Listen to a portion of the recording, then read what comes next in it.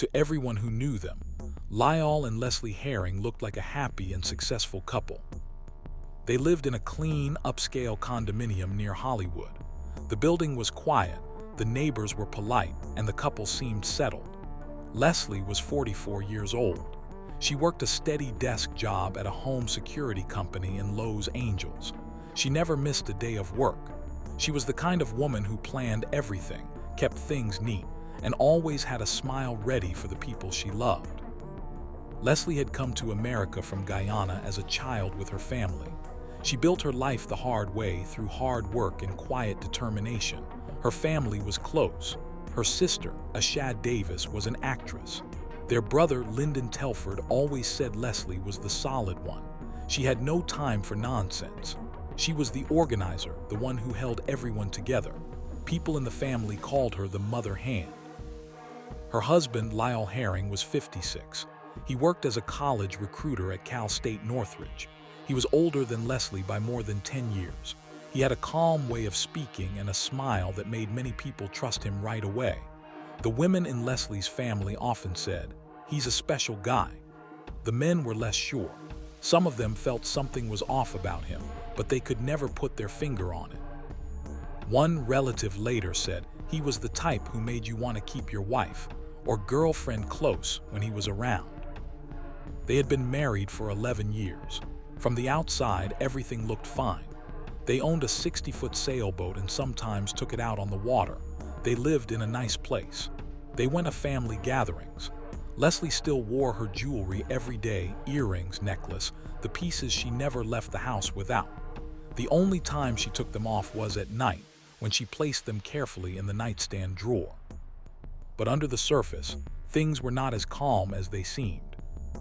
Leslie had started to feel the weight of the marriage. There were money problems. Lyall had dealings that worried her. She wrote a letter and left it in her bedside drawer. In it, she said she was broken. She could not take any more.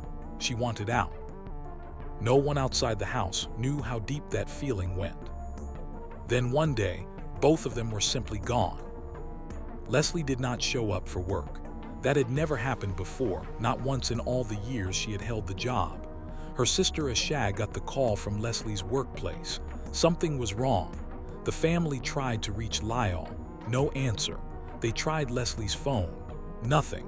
They called the condominium. No one was there. Panic spread fast through the family. Leslie was not the kind of person who would leave town without a word. She would never disappear and leave her job, her family, and her routine behind. Questions flew around the house. Had they been abducted? Had something happened on the boat? Had they drowned? Were they lying hurt somewhere? The family reported them missing. The Hollywood Police Department opened a case. Detective Chris Gable took the lead. When officers went to the condominium, the place looked almost perfect. Everything was clean and ordered, but a few things stood out. On the kitchen counter, there was a good amount of spilled candle wax, as if a candle had tipped over and been left that way. That was not like Leslie. She would never leave a mess like that sitting out. Almost 2 weeks passed with no real answers. Then police got a break. Lyall was stopped at the Mexican border as he tried to cross back into the United States. Officers had put an alert on his vehicle and his driver's license.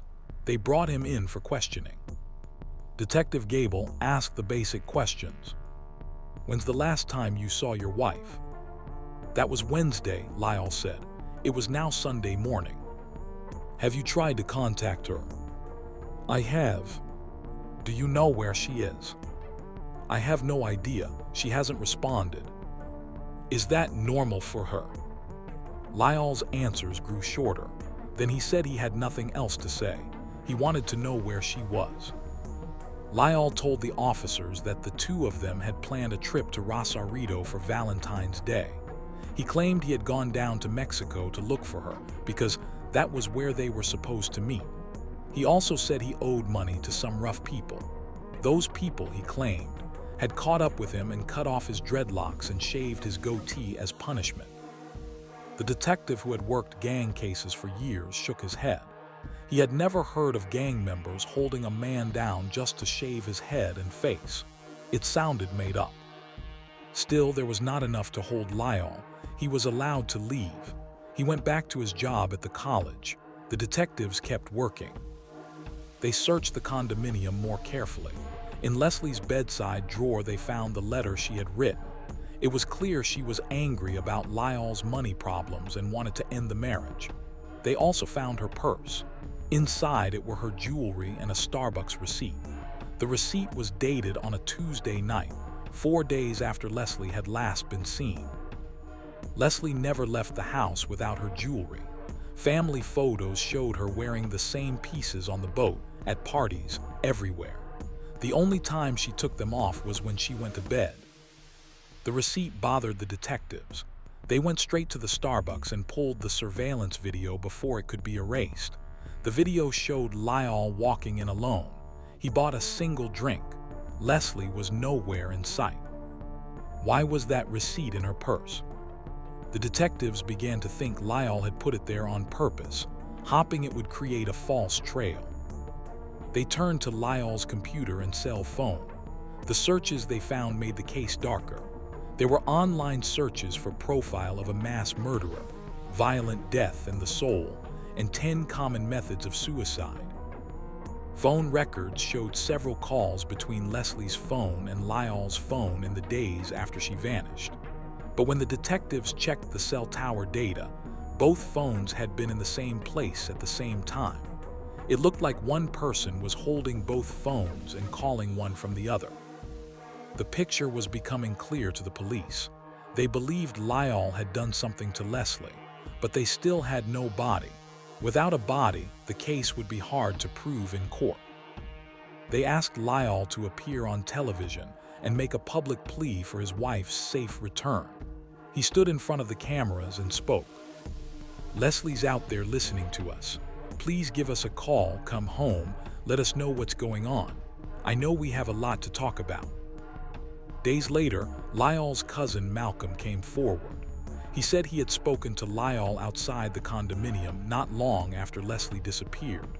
Lyall had seemed very upset. He said strange things. At one point he told Malcolm he was going to burn in hell for what he had done to Leslie. Malcolm grew worried. He asked if he could use the bathroom inside the condo. Lyall paused, thought about it, and said no. That answer alone made Malcolm certain something was wrong. Later, when detectives looked at the bathrooms, they noticed many towels hanging up. The towels were dry but badly wrinkled, as if they had been bunched up and used to soak up a large amount of water. One towel was still wet and had begun to mold. The detectives formed a theory. They believed Leslie had been drowned in the bathroom on the night she disappeared. That night, they thought, was the last time she took a breath. Then a neighbor came forward with a new piece of information. Around midnight on the night Leslie vanished, the neighbor had seen Lyall in the hallway. Lyall was pushing a dolly. On the dolly was a rolled-up carpet. The carpet was wide enough to hold a body. Lyall had a hoodie pulled up over his head. He was sweating. He had a strange look on his face and did not speak or even look at the neighbor as he walked toward the far elevator. The same man who had stood in front of television cameras asking for his wife's return had been seen that night moving something that looked very much like a body. The police brought in a cadaver dog named Indiana Bones. The dog was trained to find the scent of human remains. They took the dog to Lyall's vehicles, an old Cadillac and an SUV parked in separate garages about 200 yards apart. The dog gave positive alerts in both cars. The detectives built a theory of what had happened. After the murder, they believed, Lyall had moved Leslie's body to the SUV, then transferred it to the Cadillac, then moved it back to the Mitsubishi and used that vehicle to take the body away for disposal. They still had no body. Without it, they needed every piece of evidence they could find. They placed a tracking device on Lyall's car and watched him. 2 days later, early in the morning around 6 o'clock, the tracker showed him driving to a remote area in Griffith Park, less than 3 miles from the condominium. He got out, walked near some dumpsters, looked around, then got back in the car and left. The police returned to the spot with the cadaver dog. The dog alerted on a dirt mound about 15 feet from one of the dumpsters. Officers dug carefully. They found nothing.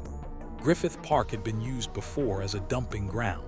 The detectives believed Lyall had placed the body on the dirt mound and then moved it into a dumpster. Those dumpsters were emptied into the large Los Angeles landfill. If that was true, Leslie's remains might never be found. 14 months after Leslie disappeared, the police drove to Cal State Northridge. They asked Lyall to step outside, saying something had happened to his car so the arrest would not take place in front of his coworkers. He looked shocked when they told him he was under arrest for murder. The case went to trial. Los Angeles Deputy District Attorney Sam Hulfeld handled the prosecution. The biggest problem remained the same. There was no body. Most murder cases begin and end with a body. This one had to be built without one. The prosecution presented the letter, the purse, the jewelry, the Starbucks receipt and video, the cell phone records, the computer searches, the cousin's statement, the wet and wrinkled towels, the neighbor's sighting of the carpet on the dolly, the cadaver dog alerts, and the trip to Griffith Park. After a 3-week trial, the jury reached a verdict quickly. Lyall Herring was found guilty of second-degree murder. He was sentenced to 15 years to life in prison. The trial judge later said the evidence of guilt had been overwhelming. Detective Gable looked back on the case and made a simple observation. Lyall had worked hard to cover his tracks. In the end, those cover-ups were what helped convict him. If he had simply stayed home and done nothing, the police might have had far less to work with. Leslie's body has never been found. Her family still hopes that one day Lyall will tell them where she is. Until then, they carry the loss every day. They say her life touched them deeply, and she will remain in their hearts, souls, and minds forever. After Lyall left the border and returned to his normal life, the detectives did not stop working. Detective Chris Gable and his team treated every small detail as important. They knew this case was different. There was no body. There was no clear crime scene with blood. Everything had to be built piece by piece. The family could not rest. Leslie's sister Asha kept calling the police. Her brother Lyndon kept asking the same questions. Why would Leslie leave without telling anyone? Why was her purse still in the house with all her jewelry inside? Leslie never went anywhere without those pieces. She wore them on the boat, at parties, and even to simple family dinners. The only time she took them off was at night, when she placed them carefully in the drawer beside her bed. The letter they found in that same drawer made the situation clearer. Leslie had written that she was broken. She could not take any more. She wanted the marriage to end. The letter talked about Lyall's money problems and the stress they caused. The family had seen some of those money worries before, but they never knew how deep they ran. Detectives went back to the condominium several times. They looked at the spilled candle wax on the kitchen counter again. It was not a small amount. It looked as if a candle had fallen over and been left there. Leslie was the kind of woman who cleaned as she went. Leaving wax on the counter was not like her. They examined the bathrooms more carefully. Many towels hung on the racks. Most were dry, but they were wrinkled in a strange way, as if someone had bunched them up tightly and used them to soak up a large amount of water. One towel was still damp and had started to grow mold. The detectives began to form a quiet theory. They believed Leslie might have been drowned in the bathroom on the night she disappeared. That night, they thought, was the last time she took a breath of air. Lyall continued to go to work at Cal State Northridge. He spoke to people as if nothing major had changed. He told some that he was still looking for Leslie. He repeated the story about the planned trip to Rosarito for Valentine's Day. He also stuck to the claim that rough people had cut off his dreadlocks and shaved his face because of money he owed. Officers who had worked with gangs for years found that story hard to believe. They had never heard of anyone being punished that way. The Starbucks receipt remained a key piece. The date on it was 4 days after Leslie was last seen. Detectives went to the coffee shop and asked for the video before it could be erased. When they watched it, they saw Lyall walk in alone. He ordered one drink. He paid. He left. Leslie was not with him. The receipt had been found inside her purse. The detectives wondered if Lyall had placed it there on purpose, hoping it would make people think Leslie was still alive and moving around the city. They turned next to technology. Lyall's computer showed searches that troubled them. There were searches for the profile of a mass murderer, for ideas about violent death and the soul, and for common methods of suicide. The timing of some searches was close to the days around Leslie's disappearance. The cell phone records added more weight. There were calls between Leslie's phone and Lyall's phone after she vanished. At first it looked as if the two of them might still be in contact. But when the detectives checked the cell tower information, both phones had been in the same place at the same time. It appeared that one person was holding both phones and making the calls from one to the other. That person, they believed, was Lyall. The family grew more worried with every passing day. They held a small vigil. Lyall stood with them and spoke in front of cameras. He asked Leslie to come home. He said they had a lot to talk about. Some family members watched him closely. They noticed that his words sounded practiced. The men in the family had always felt something was off about him. Now that feeling grew stronger. Then Lyall's cousin Malcolm came forward. Malcolm said he had spoken to Lyall outside the condominium not long after Leslie disappeared. Lyall seemed deeply upset. He said things that did not make sense. At one point he told Malcolm he would burn in hell for what he had done to Leslie. Malcolm felt a chill. He asked if he could go inside and use the bathroom. Lyall thought about it for a moment and then said no. That simple refusal made Malcolm certain that something was very wrong inside the home. A neighbor added another important piece. The neighbor said that around midnight on the night Leslie vanished, he saw Lyall in the hallway of the building. Lyall was pushing a dolly. On the dolly was a large rolled-up carpet. The carpet was wide enough that a body could have been inside it. Lyall wore a hoodie pulled up over his head. He was sweating. His face looked strange. He did not speak to the neighbor or even look at him. He simply pushed the dolly toward the far elevator and disappeared. The police now had a clearer picture of that night. They believed Lyall had killed Leslie, most likely by drowning her, then wrapped her body in a carpet and moved it out of the condominium under the cover of darkness.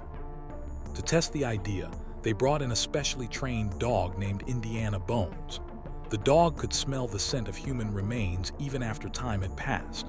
Officers took the dog to Lyall's two vehicles, an older Cadillac and an SUV. The cars were parked in different garages about 200 yards apart.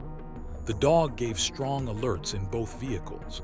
The detectives believed Lyall had moved the body from one car to the other while he decided what to do next. They still needed more. Without a body, the case would be difficult in court.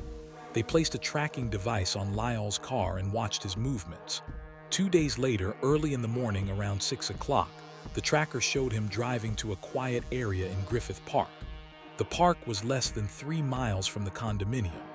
Lyall got out of the car, walked near a group of dumpsters, looked around for a short time, then returned to the car and drove away. The police went to the same spot with the cadaver dog. The dog alerted on a dirt mound only about 15 feet from one of the dumpsters. Officers dug carefully through the dirt. They found nothing. Griffith Park had been used before as a place to leave bodies. The detectives believed Lyall had placed Leslie's body on that mound for a short time and then moved it into a dumpster. Those dumpsters were emptied into the large Lowe's Angels landfill. If that had happened, her remains might never be recovered. Months passed. The family waited. The detectives continued to gather every small fact they could. They interviewed more people. They checked more records. They reviewed the video, the phone data, the letter, the towels, the neighbor's statement, and the dog alerts again and again. 14 months after Leslie disappeared, the police decided they had enough. They drove to the campus of Cal State Northridge where Lyall worked. They did not want to arrest him in front of a large group of people. They told him something had happened to his car and asked him to step outside. When he came out, they placed him under arrest for murder.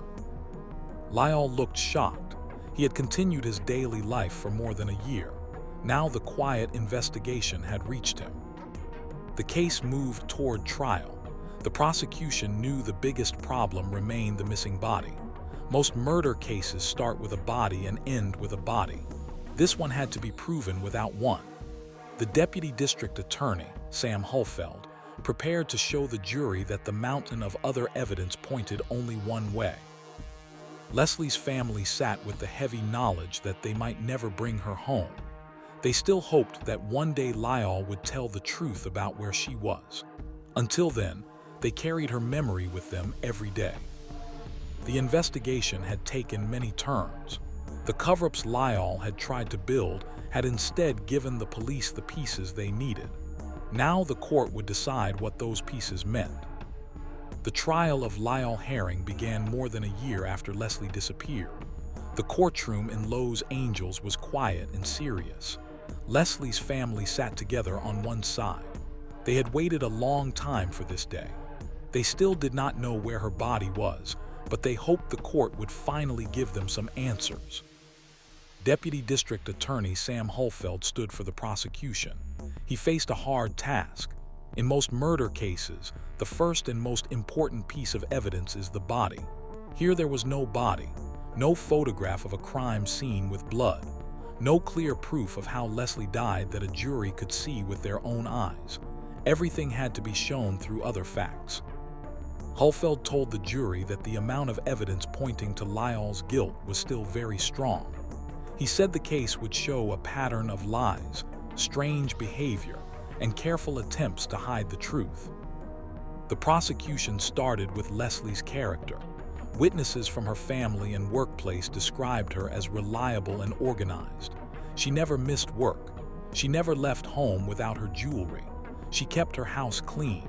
She was the steady one in her family. When she suddenly vanished without a word, it was completely unlike her. They showed the letter found in her bedside drawer.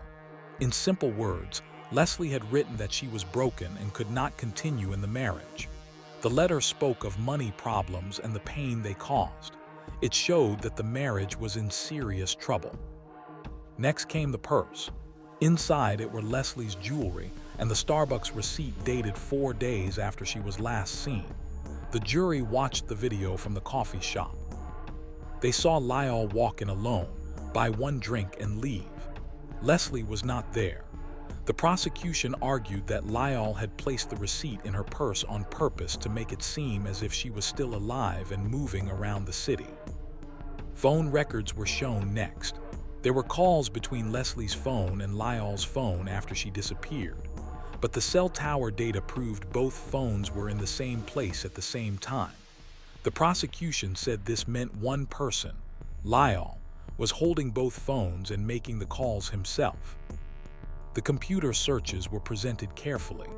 The jury heard about the online searches for the profile of a mass murderer, for ideas about violent death, and for methods of suicide. The timing of those searches added weight to the case. Malcolm, Lyall's cousin, took the stand. He told the jury about the conversation outside the condominium. He described how Lyall had seemed deeply upset and had said he would burn in hell for what he had done to Leslie. Malcolm also told them that Lyall refused to let him use the bathroom inside the home. That refusal had made Malcolm certain something was wrong. The neighbor testified about the night Leslie vanished. He described seeing Lyall in the hallway around midnight, pushing a dolly with a large rolled-up carpet on it. The carpet was wide enough to hold a body. Lyall had a hoodie pulled up, was sweating, and did not speak or look at anyone. He simply moved toward the far elevator. Detectives explained the condition of the bathrooms. They described the many towels that were dry but badly wrinkled, as if they had been used to soak up a large amount of water. One towel was still wet and had begun to mold. The prosecution suggested that Leslie had been drowned in the bathroom that night. The cadaver dog evidence was carefully introduced. The dog named Indiana Bones had given positive alerts in both of Lyall's vehicles, the SUV and the older Cadillac. The cars were parked in separate garages. Detectives explained their theory that Lyall had moved the body from one vehicle to the other while deciding what to do next. Finally, the jury heard about the tracking device and the early morning trip to Griffith Park. Lyall had driven to an area near dumpsters, walked around, and left. The dog had later alerted on a dirt mound close to those dumpsters. Nothing was found when officers dug, but the prosecution argued that the body had likely been placed in a dumpster and taken to the large city landfill. Throughout the trial, the defense tried to create doubt. They pointed out that no body had been found. They questioned whether the dog alerts were certain. They suggested other explanations for the phone calls and the receipt, but the prosecution kept returning to the same point. When all the pieces were put together, they pointed in only one direction. The trial lasted 3 weeks. The jury listened carefully. When they went to decide the case, they did not take long. They found Lyall Herring guilty of second-degree murder. At the sentencing hearing, the judge spoke clearly. He said the evidence of guilt had been overwhelming. Lyall was sentenced to 15 years to life in prison. Detective Chris Gable later looked back on the case. He said Lyall had put a lot of effort into covering his tracks. In the end, those cover-ups were what helped the police the most. If Lyall had simply stayed home and done nothing after Leslie disappeared, the case might have been much harder to prove. Leslie's family left the courtroom with mixed feelings. They had a verdict. The man they believed had taken her life would spend years in prison, but they still did not have her remains. They still could not bury her or visit a grave. Her brother and sister spoke about the deep loss. They said they still could not fully believe what had happened. Leslie's life had touched them in many ways. They said she would stay in their hearts, souls, and minds forever. The police and the family kept a quiet hope that one day Lyall might decide to tell the truth about where Leslie's body was. Until that day, if it ever came, the final piece of the story would remain missing. The case was closed in the eyes of the law. For the people who loved Leslie, the waiting continued. After the trial ended, the courtroom grew quiet. Lyall Herring was taken away to begin his sentence of 15 years to life. The jury had spoken. The judge had called the evidence overwhelming. In the eyes of the law, the case was finished. But for Leslie's family, nothing felt finished. They left the courthouse together and stood for a while in the bright Los Angeles light. There was no body to bury. There was no grave to visit. There was no final place where they could say goodbye.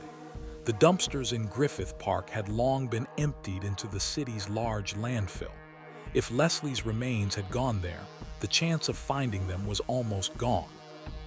Asha, Leslie's sister, often thought about the last normal days before everything changed. She remembered Leslie's steady smile and the way she organized family gatherings. Lyndon, her brother, kept returning to the same thought. Leslie had been the solid one, the person who held everyone together. Now that center was missing. The family still could not fully believe what had happened. They said the words out loud many times. Leslie was gone. Lyall had been found guilty, but the truth sat heavily in their chests. They had watched the man they once welcomed into the family stand in court and listen to the verdict. They had heard the judge speak, yet the absence of Leslie's body left an open space that no court decision could fill. Detective Chris Gable also carried the case with him after it closed. He had worked many investigations, but this one stayed clear in his mind. He often said that Lyall's own efforts to hide the truth had helped solve the crime. The planted receipt, the false phone calls, the strange trip to the border, the early morning drive to Griffith Park, all of those actions had given the police more to work with. If Lyall had simply stayed home and done nothing, Gable believed, the case might never have been strong enough for a conviction. In prison, Lyall kept his silence about the one thing the family wanted most. He never told anyone where Leslie's body was. Years passed. The hope that he might one day speak grew thinner, but it never completely disappeared. The family and the detectives still believed that only he knew the final answer. Life around the family continued in its ordinary way. People went to work. Children grew older. Birthdays and holidays arrived and passed. But Leslie's absence remained present in every gathering. Her jewelry, the pieces she had worn every day, stayed in the family's care. Her letter, the one that said she was broken and could not continue, was kept as a quiet reminder of the trouble she had carried alone. The condominium near Hollywood was eventually lived in by other people. The sailboat was no longer taken out by the couple who once owned it. The bathrooms where the wrinkled and molded towels had been found were cleaned and used by strangers. The hallway where a neighbor had seen a man pushing a dolly with a rolled carpet at midnight returned to its normal quiet. Yet the story did not fade completely. From time to time, people who had followed the case still spoke about it. They talked about how a murder could be proven without a body. They talked about the careful work of the detectives, the cadaver dog, the cell tower records, and the small details that slowly built a full picture. They talked about how one person's attempts to cover the truth had instead revealed it. For Leslie's family, those discussions were less important than the simple fact of missing her. They said her life had touched them deeply. They said she would remain in their hearts, their souls, and their minds for the rest of their days. The words they used were plain and repeated, forever and ever. No new evidence ever appeared that changed the outcome of the trial. No one came forward with a different story that the court accepted. The conviction stood. Lyall remained in prison. Leslie remained missing. In the end, the case showed both the strength and the limits of justice. The law had reached a clear decision based on the evidence that existed. It had held a man responsible for the death of his wife, but it could not return Leslie to her family. It could not give them the final resting place they still wanted. It could not close the last open question. The family continued to hope, even as the years moved forward, that one day Lyall might choose to speak. Until that day, if it ever came, they carried Leslie with them in the only way left, in memory, in love, and in the quiet spaces of their lives where she should have been. That was where the story ended. Not with a body found, not with a full confession, but with a guilty verdict, a long prison sentence, and a family who refused to let Leslie be forgotten.